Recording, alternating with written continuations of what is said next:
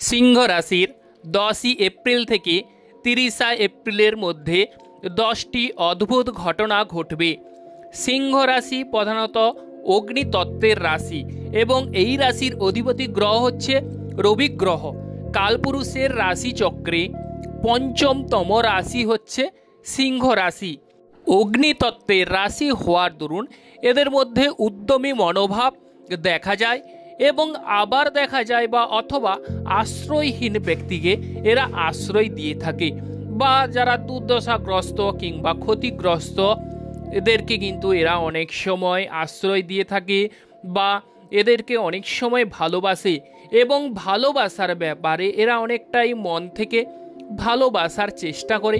সেক্ষেত্রে এরা কিন্তু প্রতিদানে অনেক সময় অবহেলার প্রিয় পাত্র হয়ে ওঠে এবং এরা কিন্তু ভ্রমণশীলও হয়ে ওঠে। তবে এদের বিষয় বললে কিন্তু শেষ করা যাবে না। জয় বড় ঠাকুর শনিদেবের জয়, জয় অঞ্জনী পবনপুত্র বজরঙ্গ বলির জয়, জয় রাধা কৃষ্ণের জয়। যে সকল প্রিয় দর্শক বন্ধু আমাদের অ্যাস্ট্রোলজি সমাধান চ্যানেল দেখছেন তারা আমাদের চ্যানেলটিকে সাবস্ক্রাইব করে রাখবেন, পাশে রাখা বেল আইকনটি বাজিয়ে দেবেন যাতে করে অন্যান্য নোটিফিকেশন সর্বপ্রথম আপনারা পেতে পারেন। লাইক এবং শেয়ার করবেন। তো এবার আমরা চলে আসছি মূল আলোচনায়। সিংহ রাশির 10ই এপ্রিল থেকে 30 এপ্রিলের মধ্যে 10টি অদ্ভুত ঘটনা যে ঘটবে সেই ঘটনার সাক্ষী আপনারা থাকবেন।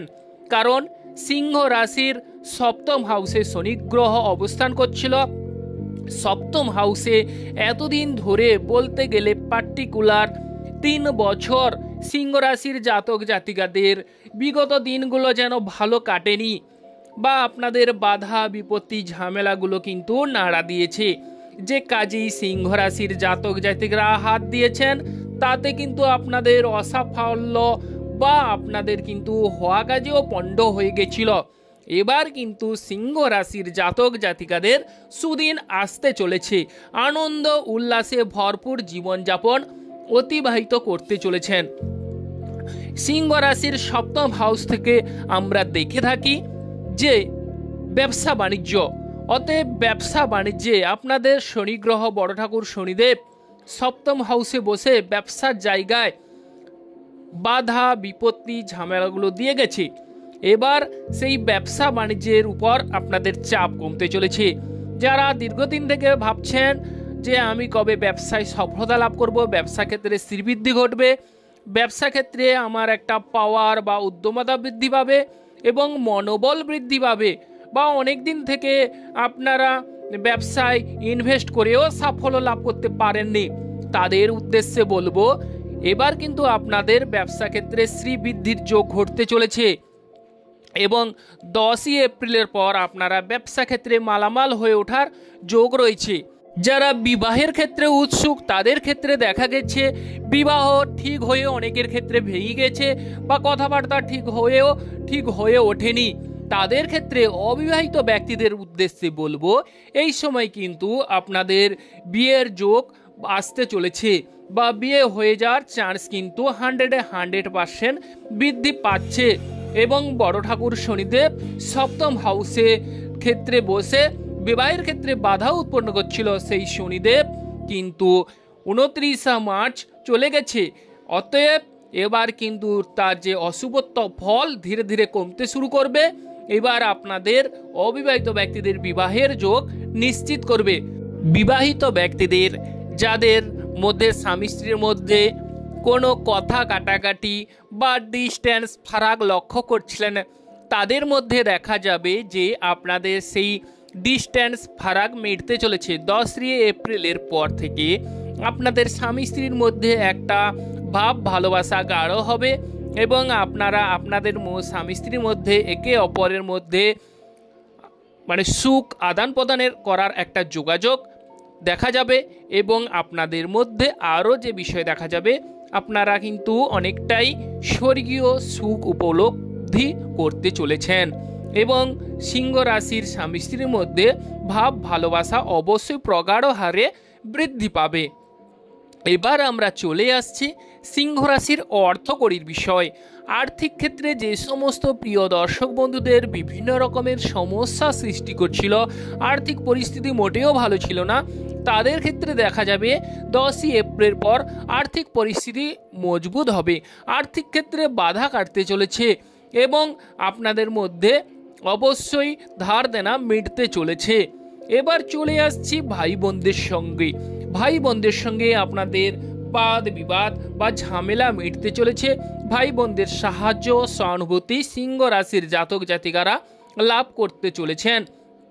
আর বিদেশ ভ্রমণের কথা যদি বলা যায়, সিংহ রাশির জাতক জাতিকারা কিছুটা ভ্রমণ প্রিয় হয়ে থাকে, তবে বিদেশ ভ্রমণের ক্ষেত্রে এই সময় রবি গ্রহ 14ই এপ্রিল সে কিন্তু মীন রাশি থেকে বেরিয়ে মেষ রাশিতে চলে আসছে। বিদেশ ভ্রমণের ক্ষেত্রে বড় বড় জায়গায় আপনাদের ভ্রমণ হবার যোগ দেখা যাচ্ছে, তবে কিছু ক্ষেত্রে আপনারা সতর্কতা বা সাবধানতা অবলম্বন করবেন, হুটহাট করে বেরিয়ে পড়বেন না। যে সমস্ত সামগ্রী বা জিনিসপত্র দরকার সেগুলো যেন নিতে না ভুলে যান, সেদিকে অবশ্যই নজর বা সতর্কতা অবলম্বন করতে হবে। এবার আমরা চলে আসছি পিতার শরীর স্বাস্থ্যের বিষয়। পিতার শরীর স্বাস্থ্য আগের তুলনায় অনেকটাই মজবুত হয়ে উঠবে। পিতার যদি কোনো অসুখ ভুসুখ বা রোগ ভোগ থেকে থাকে, সেখান থেকে আপনার পিতা অবশ্যই সেরে ওঠার যোগ দেখা যাচ্ছে। 14ই এপ্রিলের পর পিতার কোনো সম্পত্তি লাভেরও সুযোগ রয়েছে। মায়ের শরীর স্বাস্থ্যের দিক যদি বলা যায়, মায়ের শরীর স্বাস্থ্যের বিষয়ে কিছু ক্ষেত্রে সতর্কতা অবলম্বন করতে হবে। মাঝে মধ্যে মা শারীরিক দুর্বলতা বা অস্বস্তি বোধ করতে পারে। বড় ঠাকুর শনিদেবের আশীর্বাদে আপনাদের কিন্তু লটারি ক্ষেত্রে লটারি প্রাপ্তির সুযোগ দেখা যাচ্ছে। লটারি ক্ষেত্রে লটারি প্রাপ্তি অবশ্যই 100% হওয়ার যোগ দেখা যাচ্ছে। এবার আমরা আলোচনা করছি শরীর স্বাস্থ্য।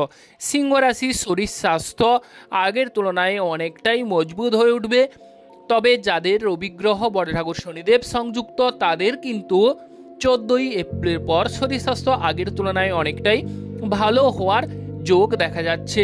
তবে আপনারা হুটহাট করে কোনো কিছু কর্ম করবেন না, ভেবেচিন্তে অবশ্যই কর্ম করবেন, তাতে কিন্তু আপনারা সাফল্য লাভ করবেন। মামলা মোকদ্দমার বিষয় যদি বলা যায়, মামলা মোকদ্দমায় কিছু ক্ষেত্রে সাবধানতা অবলম্বন করুন। ওভারঅল আপনারা শুভ ফল লাভ করবেন, কারণ ষষ্ঠ হাউসে মঙ্গল গ্রহ দ্বাদশ এ বসে দৃষ্টি দিচ্ছে, সপ্তম দৃষ্টি। অতএব সেক্ষেত্রে মামলা মোকদ্দমায় কিছু ক্ষেত্রে মাথা ঠান্ডা রেখে কর্ম করুন, অবশ্যই আপনারা সফলতা লাভ করতে চলেছেন। সর্বশেষে বলি, বড় ঠাকুর শনিদেবের ঠাইয়া শুরু হয়েছে, অতএব আপনারা হুটহাট করে কোনো কিছু কর্ম করবেন না, ভেবেচিন্তে কর্ম করবেন, অবশ্যই সৌভাগ্য লাভ করবেন। যে সকল প্রিয় দর্শক বন্ধু আমাদের অ্যাস্ট্রোলজি সমাধান চ্যানেল দেখছেন, তারা আমাদের চ্যানেলটিকে সাবস্ক্রাইব করে রাখবেন, পাশে রাখা বেল আইকনটি বাজিয়ে দেবেন, যাতে করে অন্যান্য নোটিফিকেশন সর্বপ্রথম আপনারা পেতে পারেন। নমস্কার বন্ধুগণ।